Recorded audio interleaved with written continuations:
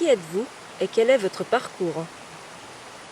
Je m'appelle Sylvain Meyer, je suis un ingénieur forestier, j'ai fait l'école polytechnique fédérale à Zurich et j'ai terminé en 1975. Et j'ai toujours été passionné de dendrologie, c'est-à-dire la partie de la botanique qui concerne les végétaux ligneux, c'est-à-dire les arbres et les buissons. Pourquoi avoir créé une forêt japonaise à l'Arboretum? L'histoire de la forêt japonaise, c'est que j'ai toujours eu d'intérêt pour le Japon, et en particulier étant forestier pour les arbres aussi. Il faut dire que le Japon est une zone qui est très riche en arbres par rapport à ce qu'on connaît en Europe.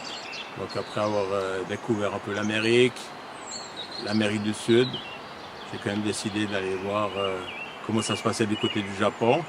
Et puis j'avais eu d'autres expériences au Népal, où en fait je trouvais que c'était un peu compliqué d'échanger avec la population quand on parle pas la langue et puis qu'on a des niveaux quand même de développement assez différents. Dans le cas du Japon, je retrouvais en fait des confrères.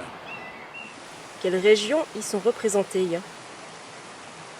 L'intention, c'est de donner une impression de forêt japonaise chez nous. Donc, je prétends toujours que c'est un îlot supplémentaire de l'archipel japonais. Et puis, donc, le projet général représente 3 hectares. Et une moitié, c'est plutôt la zone tempérée sud ou la zone de transition. Et l'autre moitié, c'est la zone tempérée froide. Avez-vous collaboré avec des institutions japonaises? La première collaboration, mais c'est à travers les livres. J'ai trouvé un livre sur la flore japonaise où Miyawaki a participé.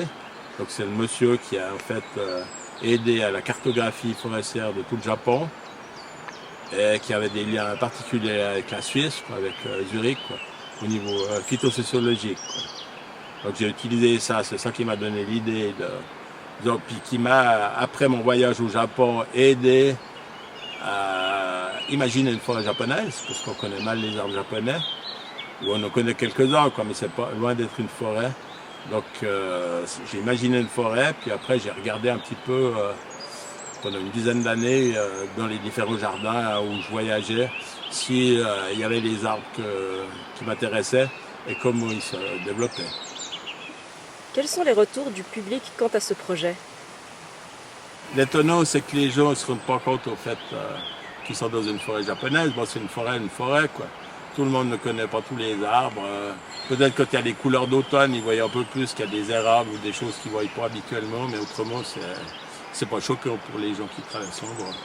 Ça a surtout été découvert comme un endroit où les gens viennent se balader parce qu'il y a un joli sentier. Les gens viennent des fois un peu, je dirais, pour papoter ou pour faire une promenade loin du bruit de l'agglomération. Pouvez-vous nous parler de votre collaboration avec le Cercle Suisse Japon? Pour trouver des clients ou réveiller l'intérêt des gens, donc c'est mieux de s'adresser à des gens qui ont déjà un intérêt pour le pays, quoi. Donc je m'étais dit qu'on avait déjà la collection des cerisiers, donc on pouvait faire le hanami. Au niveau culturel, le Japon intéresse beaucoup de gens. Donc j'ai aussi imaginé une fête japonaise qui nous permet en fait d'inviter du monde. Et puis par la même occasion de leur faire découvrir ce projet, quoi. Et disons que quand les arbres sont petits, les spécialistes sont passionnés par la chose, mais le commun des mortels, c'est pas passionnant pour lui. Quelles activités culturelles proposez-vous? On fait notre fête japonaise et puis on a complété aussi les choses avec un stage de peinture végétale japonaise avec une amie de Paris, Betty de Paris, qui est spécialiste en indigo mais qui s'intéresse aussi aux autres plantes teinturières. Et puis on organise des cours de 3-4 jours en utilisant un maximum de plantes issues de la forêt japonaise. Des bonnes raisons pour venir visiter la forêt japonaise?